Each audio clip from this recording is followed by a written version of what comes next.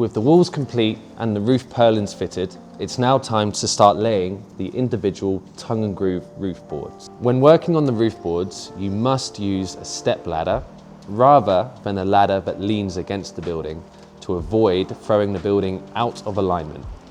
Once the roof boards are nailed in, there's then no chance to correct it.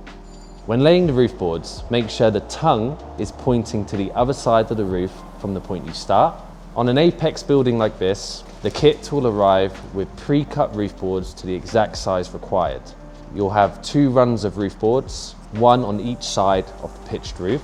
When positioning the first 2 roof boards, you're aiming to center them above the very top roof purlin, and the idea is that you'll create a V shape pointing up towards the sky as the bottom corners align with each other. When it comes to nailing in the roof boards, make sure you're using 2 nails per board at every single junction.